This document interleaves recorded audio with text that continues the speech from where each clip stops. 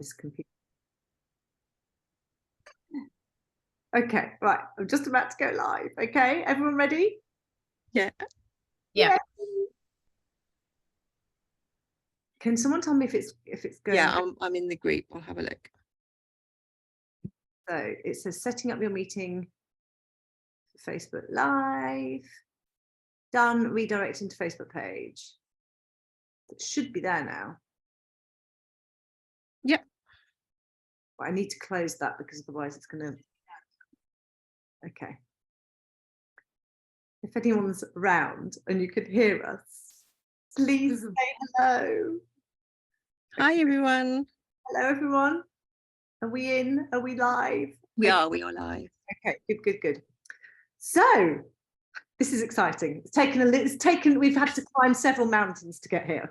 Well, actually, Niki has pretty much climbed a mountain to get here. So finally, after one postponement because of an electric storm, if you don't know Niki, she lives quite a rural life, so things can affect sort of technology. So we're finally here with today's Zoomcast. I'm here with Alice Chapman, my co-host. We're both co-founders of Made for Documentary, which is a community and education hub for documentary family photographers. If you're interested in our courses, turning chaos into art, rather, I always say that. Turn anything into business of documentary, you can check out. I could teach turning into chaos. That one I've got. Yeah, I'm really good at that. I think that's why it comes out better that way. So yeah, you can check that out at madefordocumentary.com. And then every so often we do these Zoomcasts when we can grab a cool guest. The aim is to bring cool, interesting guests so that we they can share insights into their lives and their genres and their different topics and things. And we can showcase the amazing talent of documentary family photographers from around the world. So today, as you know, you've been waiting, we've got Niki Boon. It was supposed to be a couple of weeks ago, but her electric storm paid to that. We were on tenterhooks today because her Wi-Fi went down literally the moment we were about to go live. So she's run down the road to and knocked on the door of in the rain. In the rain. You're wet through, aren't you, Niki? Of an acquaintance. Yeah, I'm literally sitting in a neighbour's shed. We're good.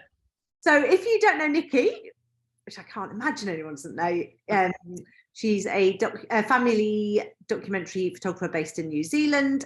She's famous for her distinctive timeless documentation of her own family and homeschooling her 4 children on their countryside farm. Her work is raw, wild, gritty, evocative, and absolutely beautiful black and white depiction of honest real life lived in a sort of wild, natural setting.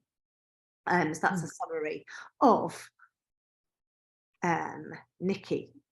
And we've got some questions to chat through, but we've also, if you're watching live, then do comment with any questions you'd like us to ask Niki, and we'll do that for you. And hi to everybody who's saying hi already. Hi, Marie. Hi, Anna. Yeah, and thanks, Niki, for making this sort of athletic attempt to reach us. Well, we're sitting literally on a radiator and in 3 scarves. Wrapped up warm, and it's dark outside, dark and snowy outside. We're wrapped up, not doing anything, and Niki's been sprinting. My daughter's just texting me to say I was running up the drive, like literally, and I almost squashed one of her ducklings, so she's wild. There's like ducklings and chicks and like there's just like animals everywhere at the moment, and there's like mud and rain, and I'm like, they're like about 3 centimeters big. These things are so tiny. You should have brought one. Oh no, lovely. Just with your little duck. You don't want that. We've got thousands. I'm happy. If you want several hundred, I'll send them your way. Is that the puppy interviews on is it BuzzFeed? Puppy interviews? We should do that next time. If you're a photographer and you've got pets, let us know. You can see mine. You've got Oh look. Oh my goodness. She's sleeping. She's completely uninterested. I was trying to chat to her, she's just not bothered. Well, we always kind of start, Niki, by just asking how you got into photography and what it means to you. So if you could just chat a little bit about that, that would be lovely to start as well. So what was the first bit? How did I start? How did you get into photography and what does photography right. mean to you? How did I get into photography? I got into photography in the very first place when so I'm a physio by trade, a physiotherapist. And I was working in, actually, interestingly, for you guys, I was working in Rotherham, just out of Sheffield. Oh, really? In the UK? Yeah. So I was working in a mental health unit there, actually. It was awesome. It was fascinating. But I got there and it was like December. Oh my God, you guys just know how to do winter. It was miserable. It was so miserable. And I saw a weekend course for a darkroom. It was like a darkroom course in Hull. So I'd like traveled all the way to Hull to do this weekend course. Hull's not fun in the winter, just quietly.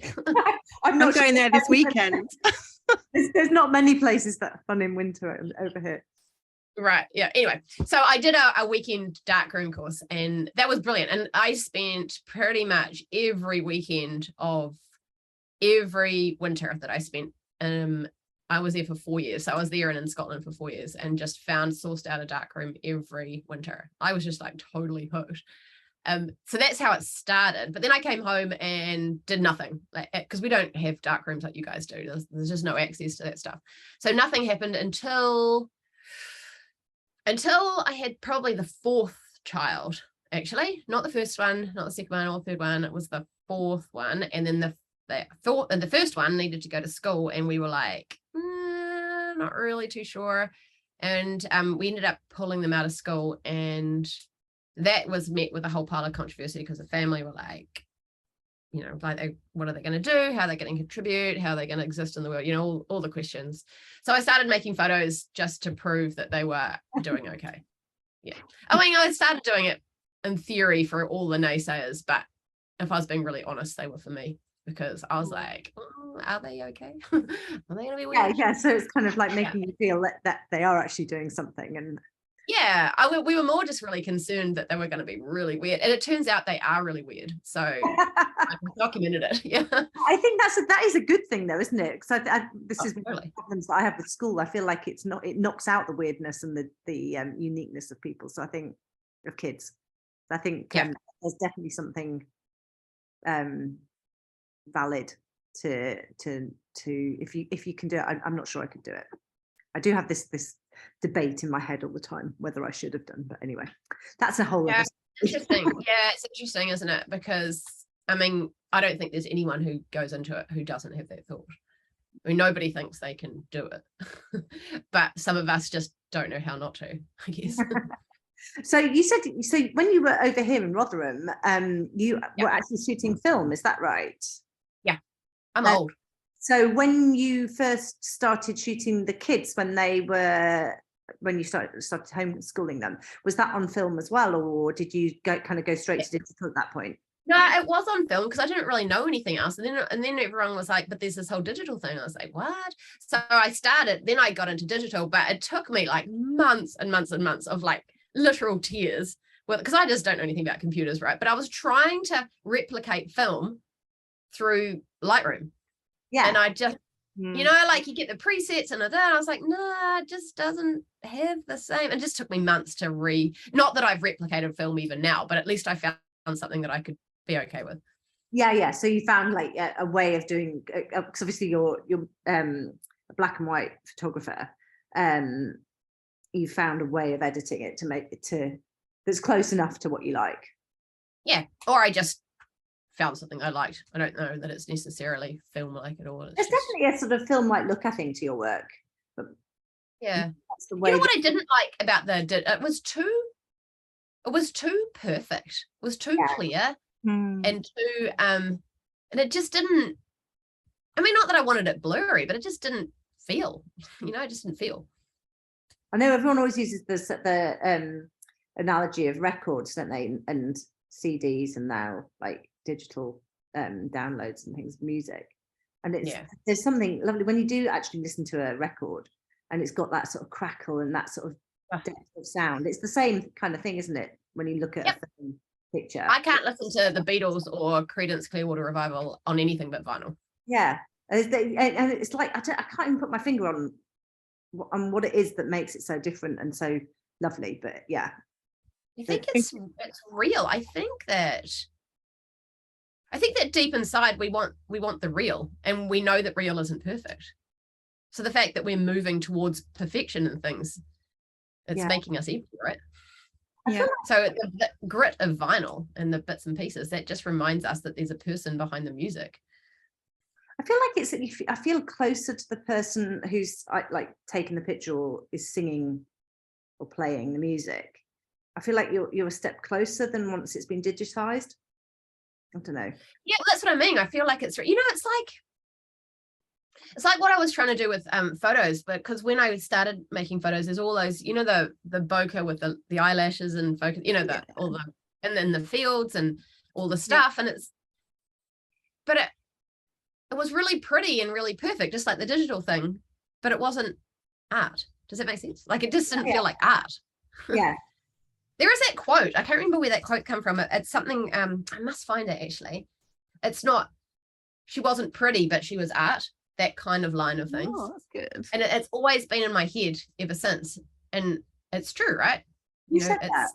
Where does it, is it an anonymous quote or is it like? No, it's a poem, I think. I'll find it. I don't know. I'll find it. It's etched in my head. I can't remember the exact words, but that whole sentiment has been etched in my head for the longest time. I just want to say quickly, if you're having trouble watching, I think a lot of people now are saying it's fine, but we are going to post this in the group anyway, so you can always watch the beginning afterwards whenever it's posted.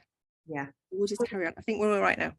Never quite know how technology is going to treat us, but hey, we're just having one of those days with tech, aren't we?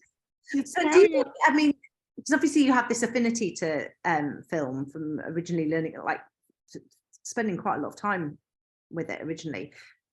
With chemicals, yeah. Isn't it awesome? Do you think you'll go back to that? Can you see yourself going back? I don't know. I love the romanticism of it. But it's just like, why? Why? I mean, it's chemicals and it's money that I don't have, and it's so expensive now. And I just don't see the point. Like I do see the point, because every time I shoot film and get film back, I see all of the point. But the bigger part of me is like, I just want to make pictures, and it doesn't matter to me how that happens. It's the picture, and I don't think it matters how it happens. I mean, it doesn't matter to me how that comes about, but it's all about the making of pictures, right? However that works for whoever. If it works better for film, go for it. But for me, so the whether it's a film or making of the photograph is more important than what it's made on. Yeah, and the sentiment behind it. Yeah, I like that. That makes me feel better for not trying to shoot film. Yeah, I know. It's a funny thing, you've got to be careful of that, because it is so beautiful and you see all the beautiful work out there. But it's like people are still, even if they're film shooters, they're only putting out what is beautiful. Yeah, it's true, isn't it? Yeah, you have to kind of take it with salt, because there's going to be lots of rubbish behind the scenes. Right, yeah, you've got to remember that isn't beautiful just because it's film. Yeah, no, this is true. I don't think I've ever seen a colour photograph from you, Niki. Do you only shoot in black and white, or do you only show black and white? Well, I shoot in RAW, so they're there, but I don't process in colour. And it's funny, because I went through right in the beginning, people were like, oh, the kids are going to want colour. And you know what? They don't, and I don't. And I've like long since given up on feeling any remorse about that, because they have hundreds of black and whites. I don't, When you're shooting on your camera, do you have it set so you're seeing in black and white, or? I used to. So when I had my Fuji that has died, when I shot with Fuji, somebody told me to do that, and it was great. It was the best. So yeah, it was totally all in black and white. Yeah. So I'd have one card to RAW, and then one card, the backup JPEG was in black and white. So all I saw was black and white feedback. But I don't need to do that anymore. I pretty much I just see in black and white. Yeah. Do you kind of see the color tone in black and white as well, like the lights and the darks of colors and that separation? I more look for it's more light and shadow. Well, it's more shadow actually that I look for. And I think it's just I don't know why, but I see everything in tones of shadows. That makes any sense. Okay. Yeah, I know everyone says light, but I actually see the shadows, but before I see light. So it's shadows and form. It's interesting you said your kids are happy with black and white. It's one thing when we discuss it in the community. Oh, I don't know that they're happy with them. No, okay. They might not be, but it's like whatever. I feed them and house them. So but when you look back at pictures from your own childhood, I mean, obviously there's certainly black and white pictures from when I was a kid, and there's some color and there's some like really funny colors because they're going through different types of film and stuff, and you don't care on a really sort of micro level about your own family when you're looking back at your own photos. It doesn't matter. It's just the fact that you're looking back at the pictures and it's triggering memories for you. I kind of hope that, well, it is always my goal that the pictures go beyond the surface of the color or lack of, I hope it's my hope that they see beyond that anyway. Yeah, that sounds quite righteous, but and I don't even know that I've got there, but that's always what I'm aiming for. We do hear that people's kids, like photographers' kids, I've had it with mine, and I've talked to lots of photographer friends who said the same thing, that their kids are sort of not into black and white and really want colour. I think one kid said, "Why is it grey, mummy?" Reading black and white. And this feeling that maybe it feels more real to them to be in colour, but that's their eyes now looking at it. I think it'll be really interesting for the same kids to look back at the really gorgeous black and white work when they're older and see what they think then, because I think there is this, I mean, I kind of switch between what I prefer. I think I'm doing more colour. There's just something about black and white that is so beautiful. I think there's been like every now and then one will be just like that has to be in colour, but it's so rare. And I don't know, I mean, the kids, they just don't, it's funny actually, because we've got like hundreds of prints just up on our wall, like they're not framed or matted, but like we literally go down to the drugstore and print them off and blue tack them all over the wall. So we've got I mean, I live in a shed so that we don't worry about the walls, so we just got them tacked everywhere, and so their friends will come around and they'll see them and they'll say that, they'll say, why are they all grey, or why are they all black and white? And it's funny watching my kids, they're just like like they just they don't know any difference. So that way. Yeah. No, but I think that's the cool thing.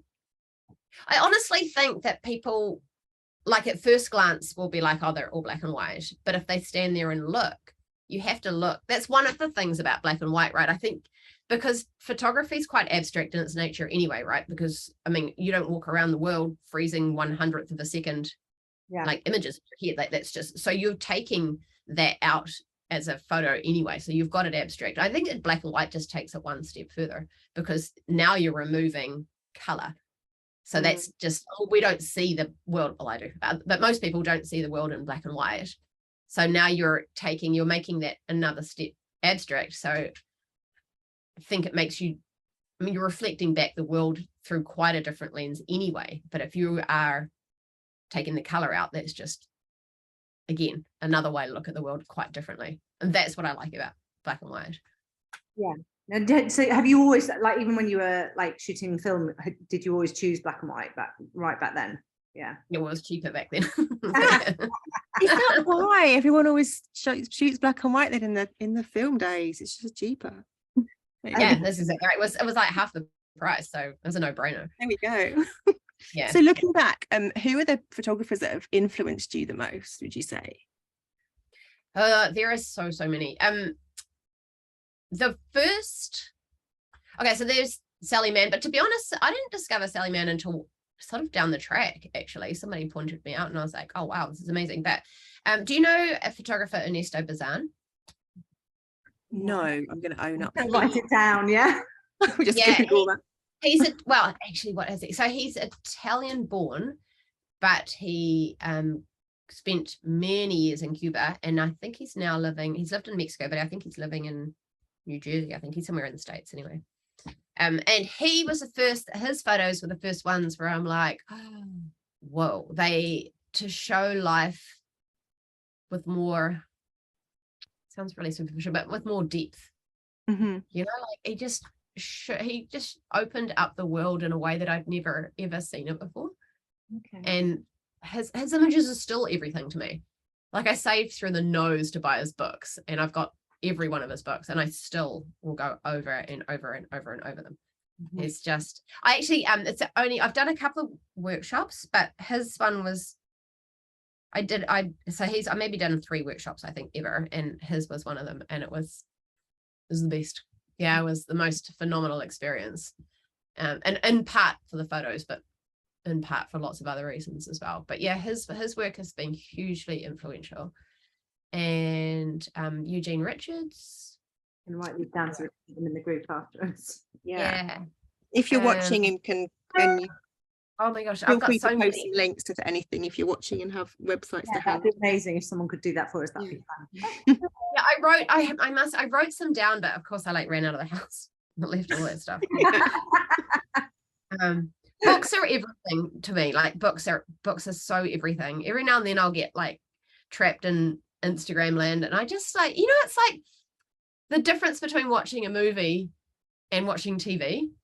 And you just can, like, you sit down. We don't have TV here, so I'm talking through the nose, but I remember as a kid, or if we're in a hotel or something anywhere and you turn on the TV and you just like switch, and there's like, there's just nothing, like there's nothing, a whole pile of superficial nothing. You're like, you watch 5 minutes of this and 5 minutes of that, and then there's an ad and you get some of the ads and you change the channels, you know. But if you watch a movie, you're like there from the beginning to the end, and you're like so far inside that movie if it's a good one. And that's what I feel like Instagram versus books. You know, like I find myself looking at Instagram, but it feels kind of like eating 3 donuts after you're like, ugh. Like what it is. And it's not it really is, because it also sucks you in for much longer than you want it to as well. But you don't dive deep into anything. Yeah. I mean, there's great work on there. Like there's no disrespect to all the work. There's phenomenal work on there, but you don't dive into any of it because it's just one shot. You're flicking through it's a bit like what we were saying about CDs and vinyl and film. There's something like the difference between flicking through pictures on Instagram and actually just like being able to touch and turn over the pages of a book and just really spend more time. I've got a really good friend of mine who describes it in the best way. He's like, it's like trying to fill a vial up from a waterfall. Right. And he's so right, because like you hold a wee tiny vial under a waterfall, like nothing's going to go in there, right? Yeah. And that's the difference. Whereas if you've got a book with a beginning and an end and like 50 photos in it, you've paid money for that book, like you're going to go through that book, and it's more than just each individual photo. It's the way they've been put together. It's why have they chosen these pictures, you know? Yeah, it's the story. You get a story in a photo book, which you don't get scrolling, because you'll be interrupted by like reels for some random thing you happen to accidentally click on to watch like 2 weeks ago, and then you're seeing reels of the same thing like every day. But you just don't get that continuity of story. You don't get that curation that someone who's that's what's so beautiful about a book, is that somebody's really thought about how to put it together. It doesn't matter whether it's all from one artist or whether it's a collective of artists' work. There's been real care and attention to where they're placed and why they're placed in the order that they're placed in, and what's been chosen, and the words that go with it to make it sit together. Yeah, entirely. Just remind us of the name of Ernesto. What was Ernesto's surname? Lauren's just asking. Bazan, so it's Bazan. Thank you. And Joe's he's not really, I don't think he's particularly well versed in the social media world. So like I think he's got a Facebook page, but he's got a website, which is just look past the ordinary website and everything and just find his work. How did you come across him, Niki? I have no idea, actually. I have no idea. It was I don't know. It was so long ago now. But I still remember the feeling of seeing his work, and I still get that feeling when I look at his work. Like when I turn the page of the books. Yeah. Do you see that your own work has changed over the years and taken on influences from the people that you love and I guess as the years have gone on and your kids have got older, do you see a shift in your own work at all? I has two different questions here. I think I think the influences, yeah, for sure, because I think, I mean, that's the thing, that's the whole thing, right, with influence. That's why you've got to be super, super intentional with what you're taking in, right? Another really good friend of mine, he talks about it's like your diet, right? Whatever goes in, you're gonna get 10% out the other end. So if you're taking in like 90% shite, then that little 10% is going to be like shite, right? So you've got to be so intentional with what you're taking in, so because it's going to come out, right? So yeah, I think the influences is, of course, all the people the books that I've read and the people who I've listened to. It's more than just books though, you know, like I dive real deep into just like finding all the interviews you can, and you know, attending workshops from people who you're really inspired by, which is difficult in New Zealand, but and all of that stuff just goes in and churns around, and it will inevitably come out in your work. So yeah, I have no doubt. And I guess in the beginning days it probably is more replicated than you'll like, but just as you go through, you get your own voice, I think, that comes through. Do you think and you're always going to get people who are going to be able to find their stuff in your work? I know I've had so many people who have claimed that I've copied them and copied, you know, and it's just like, but that's not how influencing works, is it? It's, I think, do you think you have to, the more open and receptive you are to what other people are saying, I guess it's like listening to other people's art in a way, that if you're open and receptive to that, you kind of allow yourself to develop your own voice more, because you're just tuned in to the whole process of it. Maybe, I guess, yeah, I guess it's a combination of being open to it and being intentional. But I think being intentional is the important bit. Like being really deliberate, not trying to fill up your vial underneath a waterfall, you know, like taking that vial to the tiniest stream and spending however long it takes to fill that thing up, and noticing everything while you're there. I think that's a really analogy, but yeah. Going back to film, it must be easier to be intentional with film because you can only take a certain number of exposures. And with digital, which we all grown up with digital, I think it's more challenging to control that, to control how intentional you are. I think we have to work harder to slow down and to not overshoot. And one of the things I think we find a lot when we work with students is, I overshoot, or I shoot too much, and slowing down is a real skill, isn't it? Yeah, I think it's really interesting though, because I get that, and I think I agree in essence, but I sort of maintain that the way I found my voice was by shooting a lot. So yeah, and everybody says that, and I get that slow down, and I need to slow down now, but I still maintain that it was shooting a lot. It's like a double-edged sword thing, isn't it, that digital, because it does make it really easy to understand why things happen and how things happen, to try different things out, because it doesn't cost anything, and you can get that instant feedback of what things look like when you do stuff. But then the other side is, I think you possibly I think it's rhythms. Yeah, I think it's rhythms. I think you need to shoot a lot, but then you need to stop and reflect on that. So you need to shoot a lot, stop and reflect. You reflect, and then I think the other thing is having other people reflect back to you. That doesn't mean that what they see is it, but I think to have that then reflected back on you, and then you think again, and then you shoot again, and then you have a look at what you've got, and then you reflect on that, and then you have it reflected back to you. I think that process, do you think that's a long way? Because obviously you started shooting like predominantly your kids and their life and their homeschooling and everything. Do you think that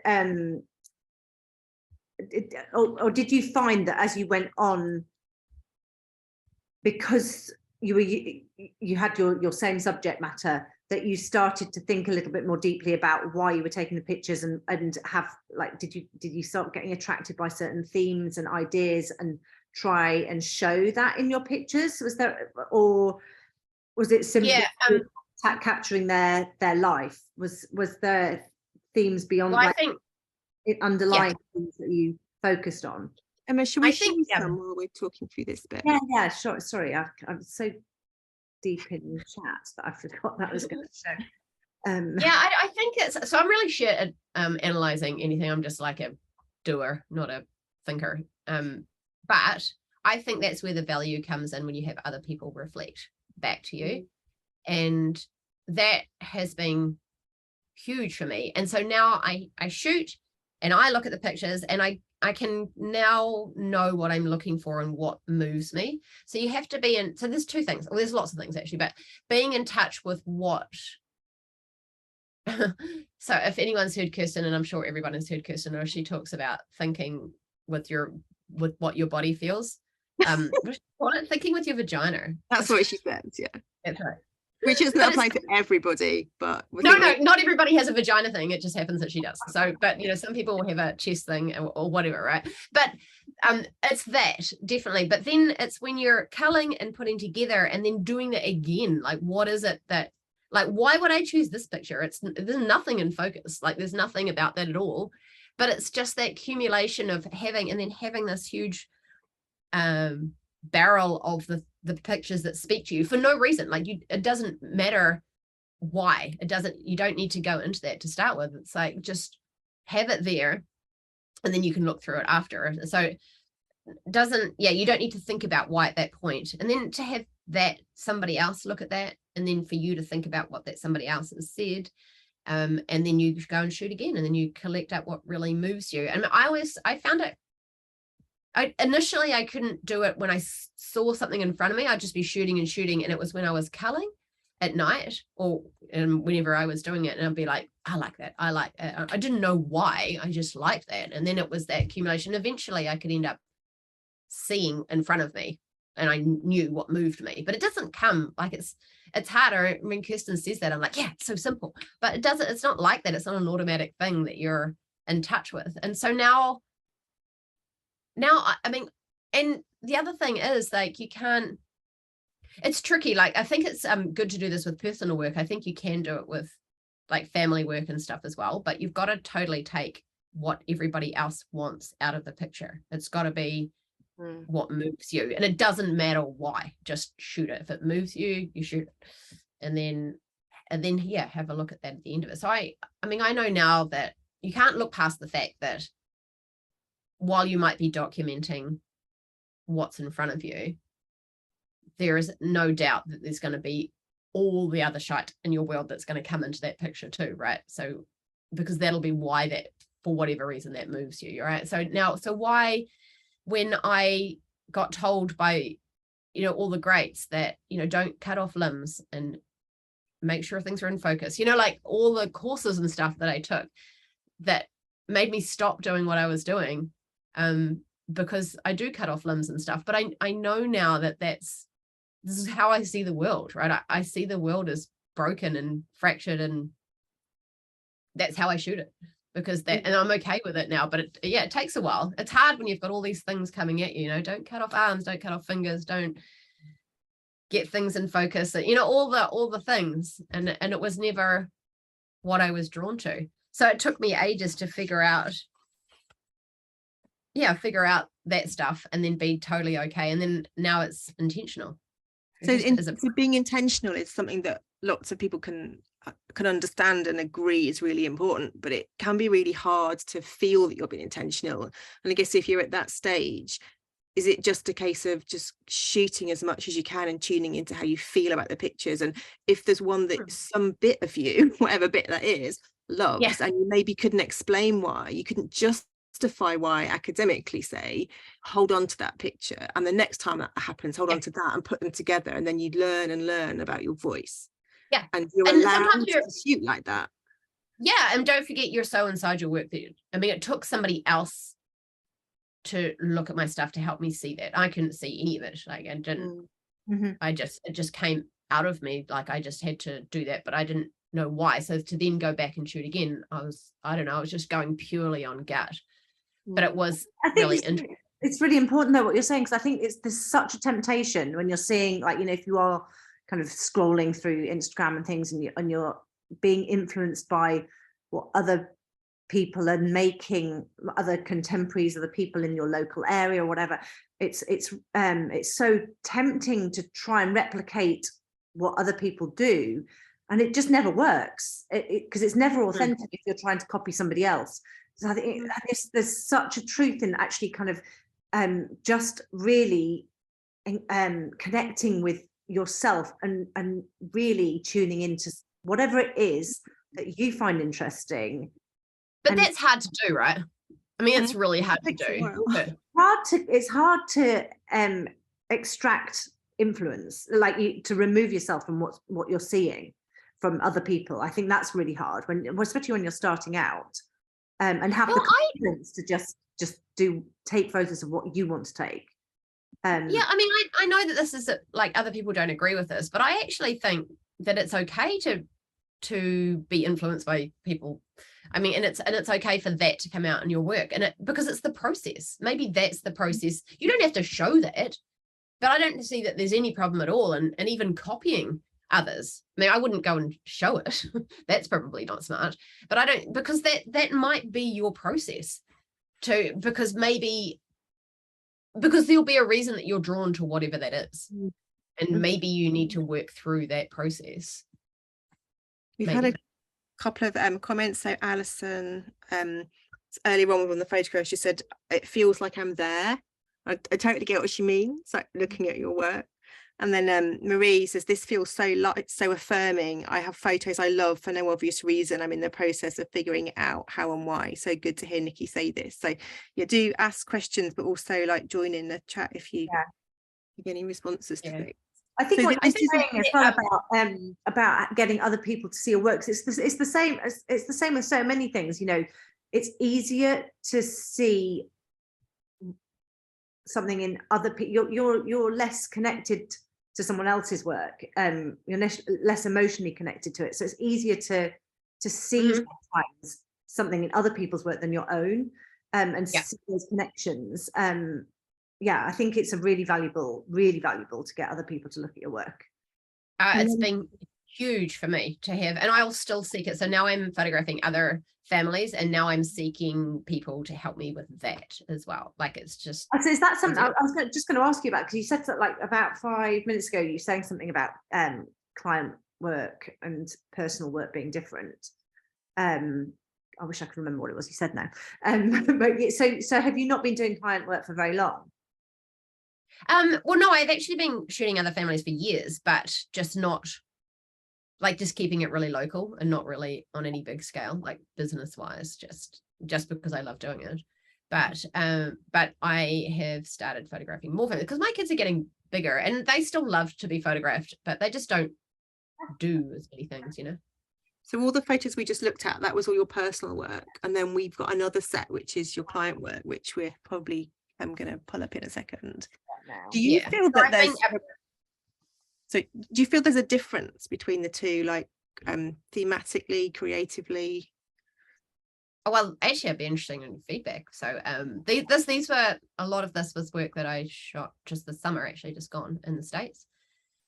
And yeah, I think there is a difference. I mean, it's inevitable there's going to be a difference, because a big part of the photos that I make, I mean, that's the reason for using a wide lens, right? Because I really am drawn to that intimacy and that feeling of whoever that said that feels like you're there, because it's like, that's it. But also that, sorry, I'm going off on a tangent, but that idea of the wide lens is, again, you know how I was saying that a photo is abstract in its nature because you're frozen in a moment, but black and white takes it one step further, and a wide lens takes it another step further, because now you're presenting the world in a way that you don't normally see through your eyes, right? So, anyway, what was I saying? So client work process different.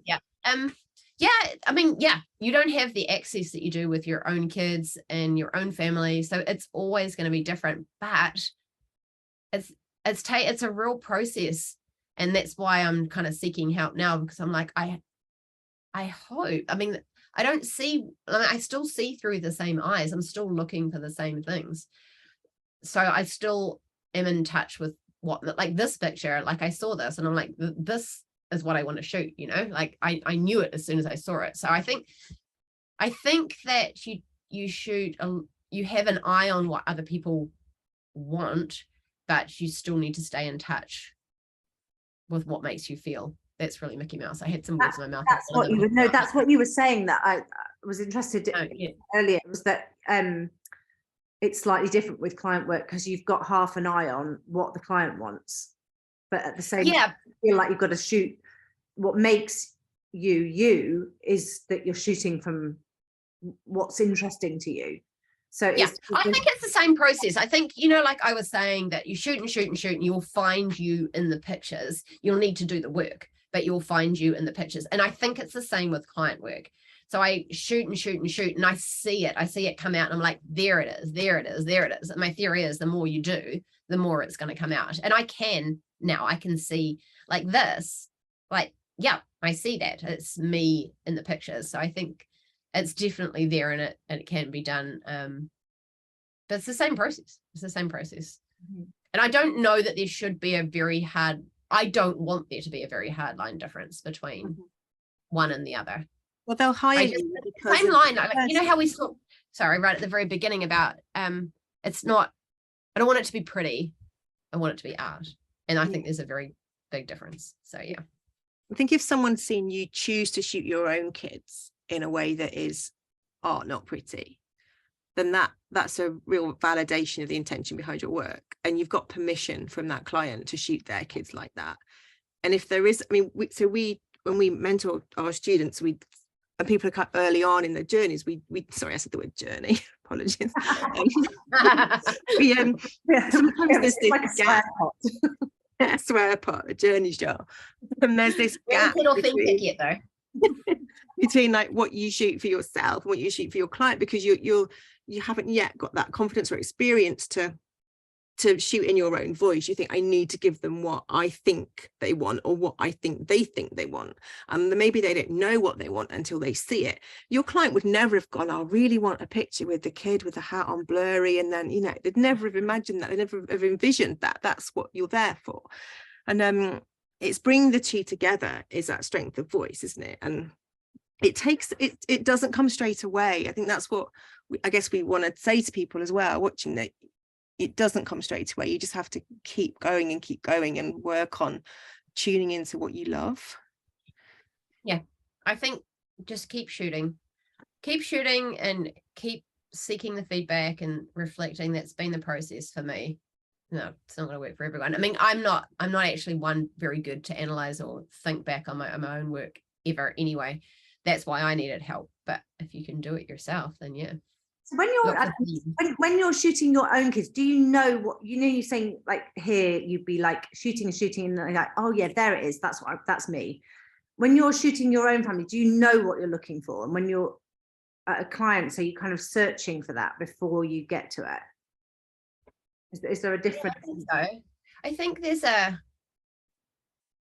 difference between shooting at what is going on in front of you and going further and looking for a bit more in my eyes. And that's how my photography came about in the first place, right? I was documenting what they were doing and you know what they look like and all the things, but I just needed more.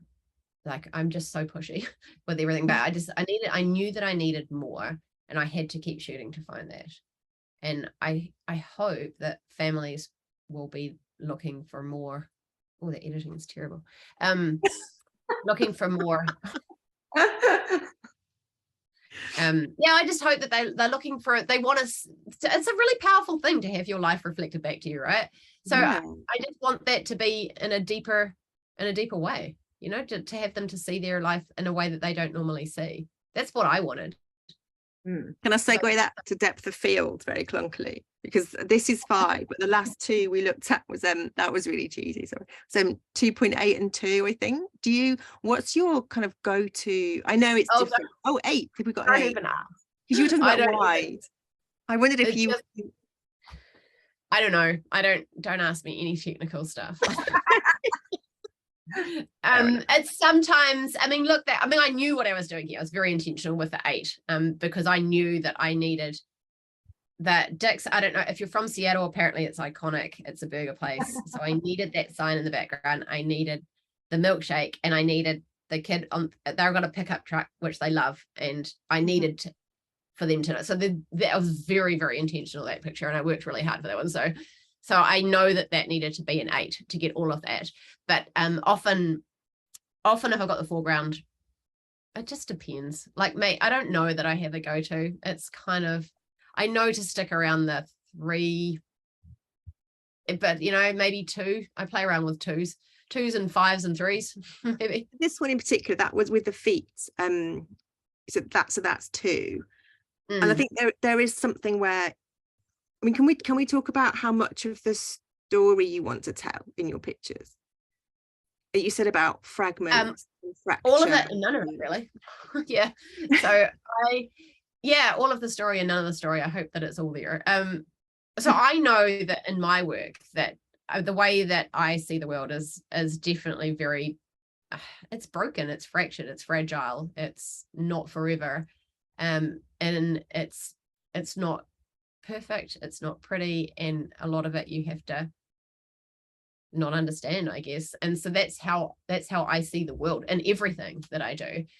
So that's, I guess, what comes out in the picture. That's what I've known that I'm drawn to. So that's when I'm making pictures.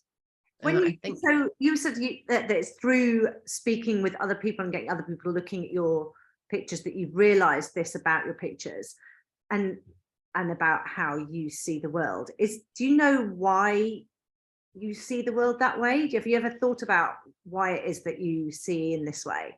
If there's anything that's influenced you as a child or as an adult that's Oh yeah, but you don't really want to know all that. A whole other podcast. It is live therapy. I think if you know that there's all sorts of things. I mean, my mum died when I was young, and I don't know, it seems, I mean, our family pretty much disintegrated from there when she went. And so, there's elements of that, there's elements of just, being pushed out into the world real young and having to sort your own crap out, all that kind of stuff. Like, and I just don't see everything through rose-colored glasses. I wish I did. And I just see it as, like, just, it's broken. That's the best way I can. It's fractured, it's broken, it's obscure, it's not, I don't know. You think maybe you're making it okay to be broken by making it, I mean, you talked about not pretty but art, but beauty in art is different, isn't it? Beauty isn't pretty, and making the broken and fractured beautiful is very, very powerful. So we not only accept it, but we celebrate it and empower those people who do feel that. Like, it's like, I don't know whether it is. Yeah, I mean, I say that, and that's the deeper side of it. But then there's also very much like, I'm trying to depict the freedom and the wild and the innocence and childhood, but just not such a no. Like, I like that when a picture isn't telling you everything, I guess, in some ways. It's kind of how I see life. And that, I guess that's where the fractured and the broken comes in as well. Like, when you are taking a photo of whatever's going on in front of you and you tell the whole story, then that's it. You turn the page. You've seen the story. There's nothing else to it. But when you're telling me, you're giving me just snippets or bits of it, that's when I want to know more. Yeah. So in terms of just like literally talking about composition, in this one, you've got like a third of a person, a third of another person, and the shadow of them, and lots of negative, like, blank space. And that's a really clear way to link like your composition with the meaning. And I think if you understand that about your own work and about the depth of field as well, if you understand how to link that technical approach to a scene with the meaning behind it, that's when you're really getting intentional. And I do think sometimes we do that without. I think you can be intentional in your theme and maybe accidental in technically creating that, and then you get those photos that you don't know why you love, but you love them. I think that's where that external critique comes in and points it out, and you're like, oh yeah, that's why I chop legs off all the time or something. But it's just I don't think that getting feedback is going to tell you like all your life reasons why you shoot the way you shoot, but it was enough for me to say, for somebody to say, hey, do you know that there's triangles in all your pictures? do you know that, you know, I mean, layers was pretty obvious, but just those little things, and you're like, yeah. And I'm not even delved deep into why the triangles, but it has made me look at, yeah, I don't have whole, like, often I have bits of bodies. And I was thinking while you were saying that, another thing that I think that I really try to, the reason for the wide angle lens and the reason for maybe even the body parts and stuff, is I feel like I really want the pictures to be quite intimate. And I think you can even do that with family work because you've got access, right? So you can be intimate off the bat, but it's really special to be let into somebody's house. Yeah. And I needed my pictures to be intimate because I'm not in them.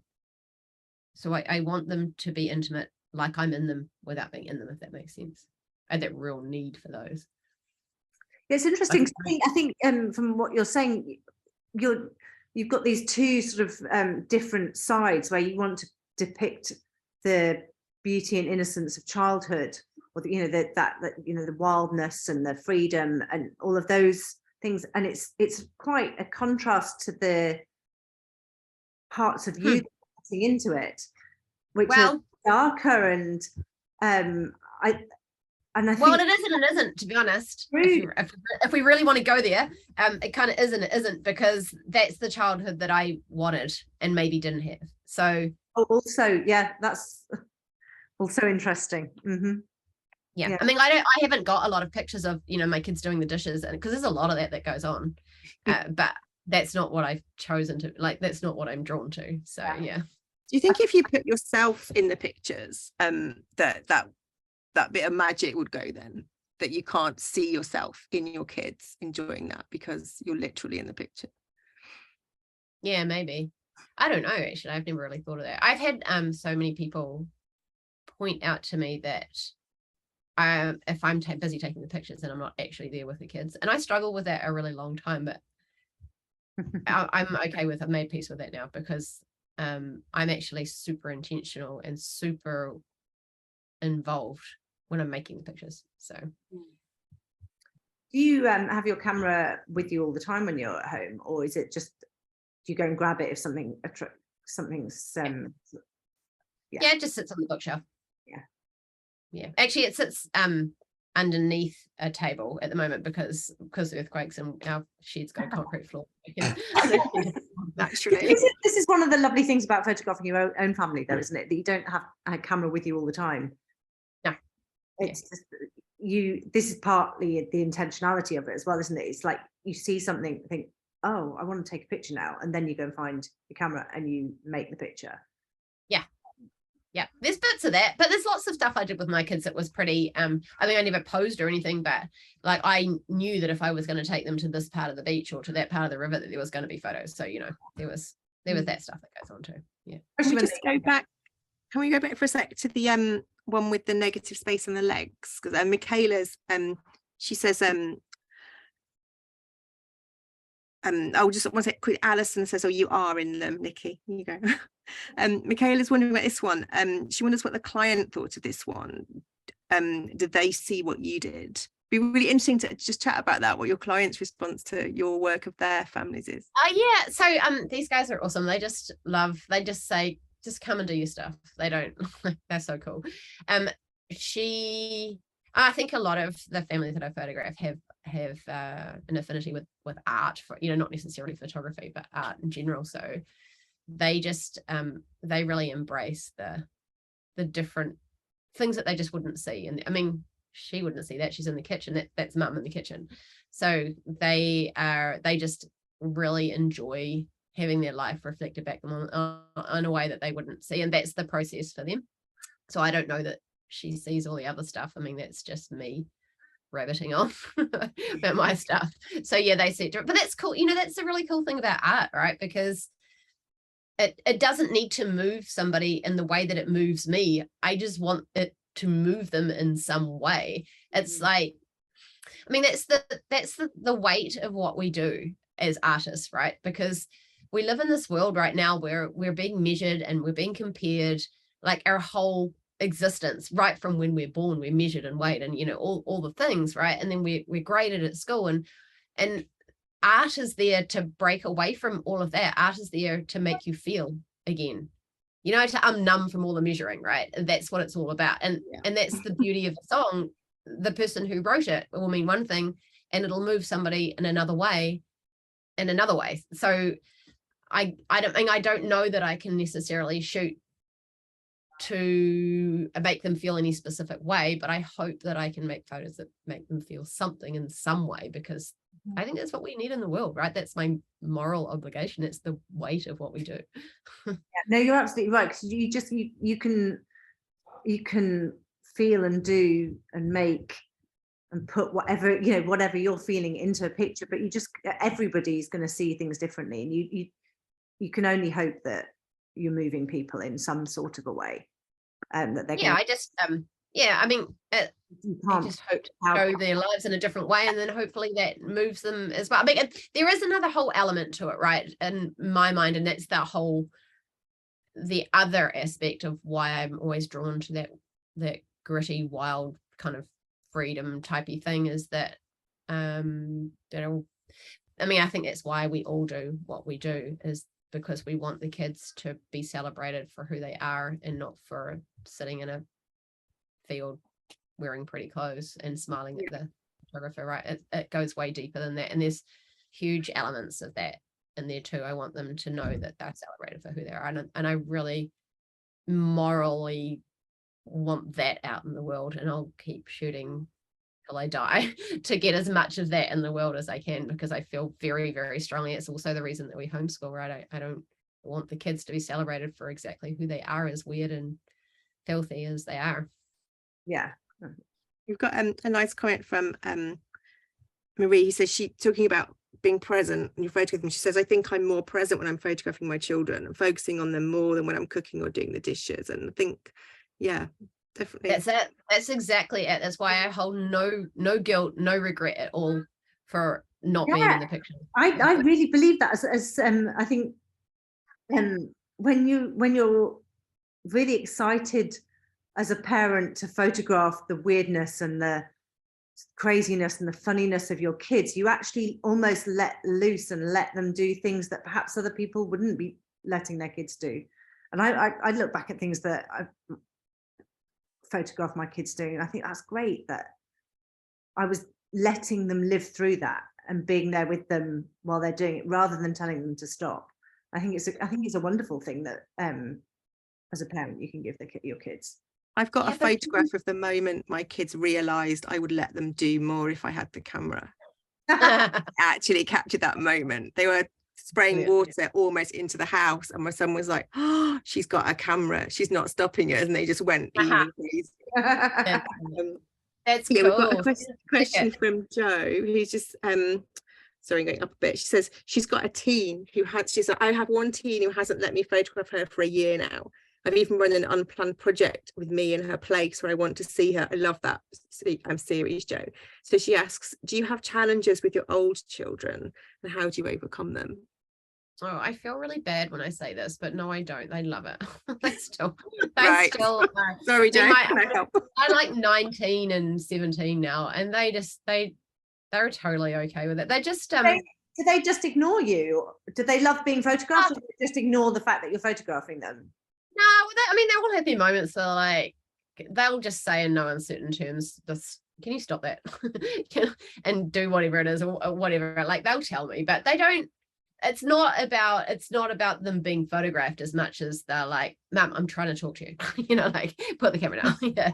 So it's not about being photographed at all. So I don't know what to say. I do know my oldest daughter has actually started taking photos herself, and she has now, they've always had an appreciation of the art, and I've made sure right from the very beginning that while we're not, like, I'm not posing or collaborating in that way, there's always a collaboration, right? Because there's always got to be that consent for me to photograph them. So that's a collaboration from the start, and I've always said that to them. This is, you've let me photograph you. That's part, we're working as a team, and I show them before I put anything in an exhibit or anything like that, and they're all okay with it. And I talk to them about how it's art, and what we just said about the weight of the art, and how it's important to have that in the world, and how I feel very strongly that we want real art in the world, and I've always spoken to them about that, and they have that on board, so they know that it's bigger than just snapshots. How old are they? Their eldest is 9, I think he's almost 19, and then 17, and then 14 and 12. Okay, so They're almost the same age as my kids. I don't remember. Yeah, we figure that, right? Yeah. You've got an extra one in between, but yeah, the other one's the same. I think what's really, because mine are a bit younger, but I'm so in that space with my eldest, and my youngest is little still, but she's just discovered makeup, and we talk about collaborating. And if maybe some new makeup appears in the house, then I've got this thing. So, but we talk a lot, especially with our students, especially in the business schools as well. We talk about educating clients from the very outset with our portfolios and our websites, so that they really understand what the genre is and what it isn't, what documentary family photography can be for the client and the family, how empowering it can be, how validating it can be. And that education is critical, because if they don't understand that, then you can't just turn up and go, I'm here to photograph you in your pajamas. But we don't talk about educating our kids, do we? And actually, because you're a home educator and you said you always talked about art, I wonder if there's a few people commented on Joe's question, they had the same situation. I wonder if we need to start thinking about that a bit more, those of us in that situation, and educate our kids. Maybe. Yeah, maybe. I'm not sure. Actually, I was going to say something to what you were saying before, Emma, because you were talking about, I can't remember exactly what you were talking about. It was in line with when you were photographing your kids, and being in the picture and not feeling bad about being in the picture. But I also think that when you're photographing them, and that's what it was. Somebody was saying that they feel more present with their kids when they're photographing. And I think that it's also, when the kids are photographed in this way, I wonder if they really feel like they're seen as well, right? So you're not just documenting something they did, but you're really, to make a picture with layers and with depth and with detail, you're really, you're present, but I hope that the kids will one day see that they're really seen. Like you're really seeing have you seen the Avatar movie? So the second one's just been released. It was released. Have you seen it? Yeah, it was released last night. But they say it's really interesting. The blue people, when they meet each other, rather than hello, they use the words "I see you," and it's such a cool. I'm not a massive fan of the movie, but that bit is always like, so when they greet each other, it's "I see you, I see you." I'm like, yeah, that's is that not just what you want as a child, to be seen, right? As a human, to be seen. And we've got that really powerful tool in our hands that can help people to be seen. Yeah, I think that's so that's such a dominant theme at the moment, like worldwide, about being seen, like, and different minority groups being seen and being understood. I think, yeah, there's a real beauty in that. Yeah, we have to be careful sitting on our righteous. We're not saving the world with the cameras, but man, it's powerful at the same time. Yeah, hugely. I think a lot of us come to the genre when we maybe have kids. Not everybody, but you react against the way that we might remember being photographed, the whole smiling cheese thing, the way that kids are so camera aware. And it's not just a comment on photography and this, the whole like massive image bank of family photography, but it's totally a way of like validating our own kids and validating their uniqueness and their weirdness and their behavior, or a lifestyle. And I guess if you have a lifestyle that, unconventional is a bit of a cheesy word, but you could call it that, it must be a like massive validation of that and a celebration of that. And I think that there's perhaps a certain personality of like client that likes the genre, and a certain personality of photographer that's drawn to it as well. There's an individuality there. And I think we've got the most incredible body of work that's come out of the community, and it's such a treat to see your incredible work. I know you've talked about influence, you've there are lots of people who are huge fans of your work, and I'm sure everyone's been really interested. Very humbling. I think we're kind of drawing to a close. Just lovely comments about I'm just saying, Maria again, today my children were chasing each other with their pants around their ankles. We had the best laugh, and I love that they know I think they are hilarious and wonderful. That's what it's all about. That's cool. That's really cool. I just I love the idea of, I mean, I think what we do by validating and documenting real life is fantastic, but to take it into that, like to always have that eye on the art idea of it too.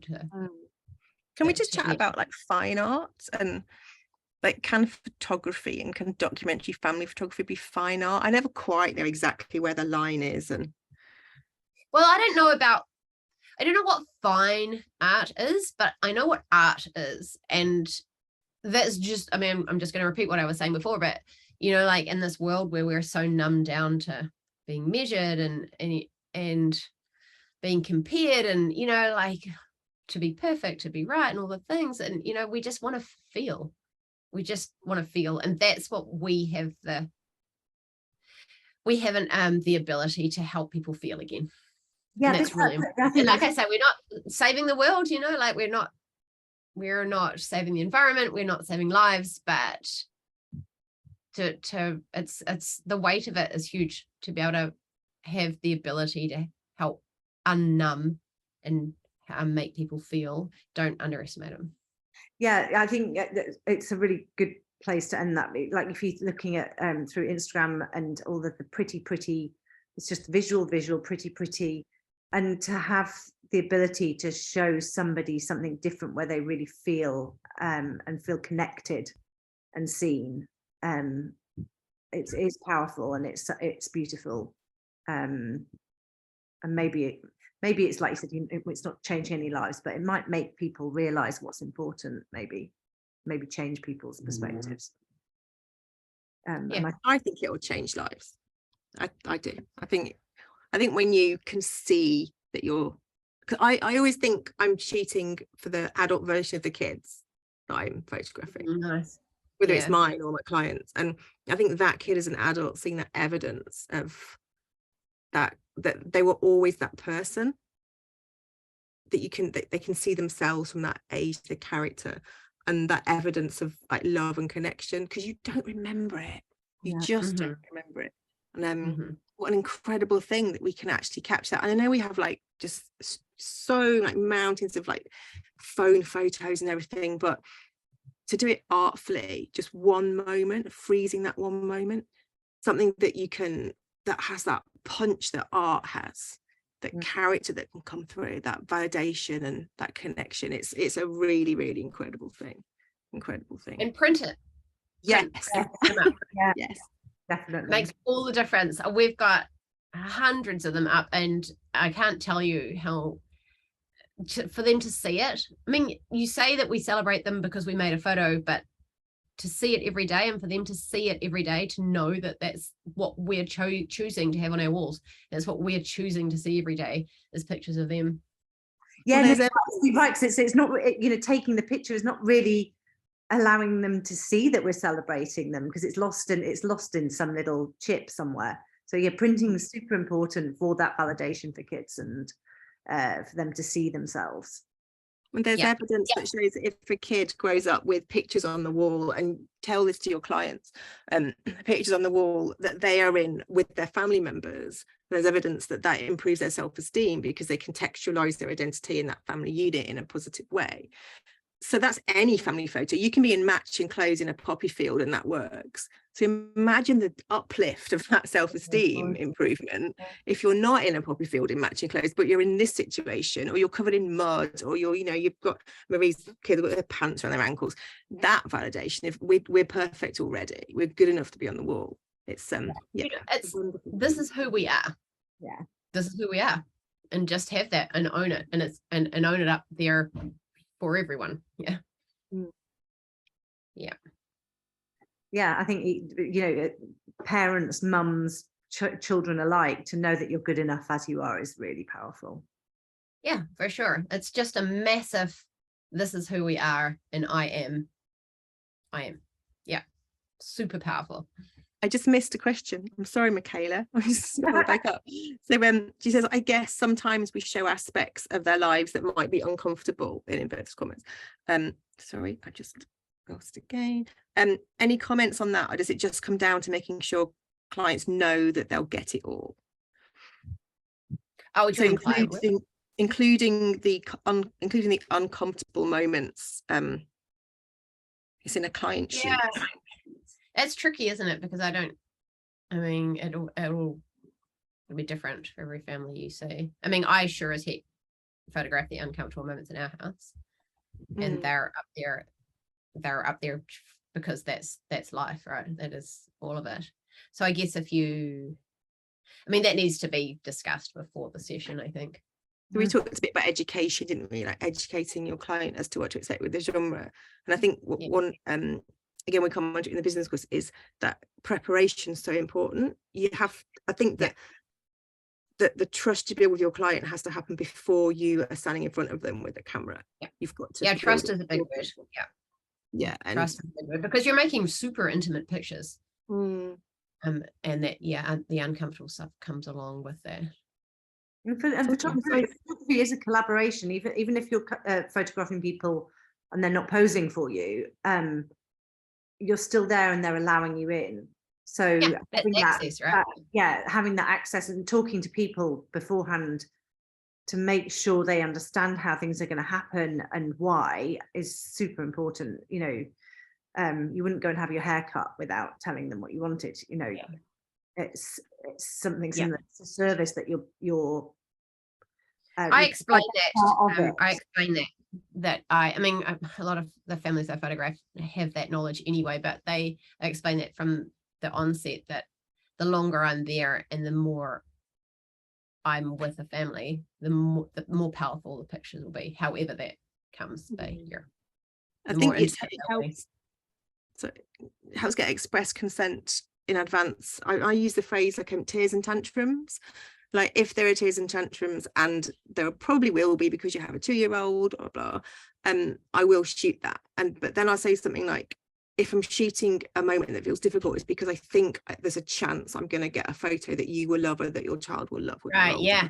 That's the way to do it. Reassurance that, but also that managing expectations that you're not necessarily going to get a good one, but you're shooting because you're seeing something in that moment that you think could be funny, it could be tender, it could be strong, characterful. So that express consent for the difficult moments is something to definitely add on to the education and consultation stage, just to make sure that in the moment it's okay. Because going back to the haircut analogy, yes, if you tell them what you want, that's one thing, but there's always that moment where you feel a bit nervous. What if they've gone a bit higher up, or they're just chatting to someone else and they're cutting away? Sometimes you can lose that confidence midway through a process, can't you, sometimes? Yes, definitely. I have recently. I also make sure that, well, my website's a bit of a work in progress, but I just put up all the hard stuff that's going out there. It's just so I mean, you also, if you can put some of that stuff up on your websites, and you know that people are going to see that from off the bat anyway. So that's really important, I think. And I'm pretty blunt. I'll be straight up with what I'm going to photograph. But then you'll get the right people back because of that too. Yeah, that's true. There's more of that out there. Like the whole world just needs all that stuff. We need it so bad. More people. It feels such a gift to have a family that really understand the genre, and I think the more of us that shoot in it, the more work we show, the more people see it, the more they love it, and then gradually I think we are taking over the world, which is lovely. That's the one. I remember people, in fact relatives and that were saying you need to start taking those pictures down of the kids like in their underwear and stuff. And it's funny because I thought about it, and then I spoke to the kids about it, and I was like, well, is that by doing it we're conforming to the screwed up world that's going on? And you know, and they were so on board. They were like, screw that, just so it's like, you know, pictures of them in their underwear from like another time anyway. It's not, I don't know, no, it's that I'm talking to the wrong people about that, because you guys are like all on board like that. it's like whatever, yeah. But the thing is, we can say it. We just need to, like, we can say it, but we just need to put the pictures out there. So it's just gotta, yeah. I just feel really strongly about that. Just get the reel out there, yeah, and make it a little bit artful. Get the reel out there and make it a little bit artful is a great summing up. Get the reel out there and make it artful. That's the full stop. Yeah. I should get out of my friend's. Right. I wonder if she's listening. I don't know. I can hear the kids out the door. I think they're just like, what is going on? Doing in there. Oh, it's so funny. Well, thank you so much for making this work, for finding the words to plug in. Say thank you to your friend as well for I do. Well, it's been so good chatting. Thank you. Thank you everyone for listening. That's amazing. Thanks, Niki. I really appreciate it. I know it's really difficult. It's not easy for you to do these things. It's all good. I love it. I love it. Are you kidding? Talking to you two, it's the best. Thank you so much. See ya. Thank you. Bye. Right. So we're still live, so we need to stop. I'm going to stop that. Bye, everybody. Bye. Thank you.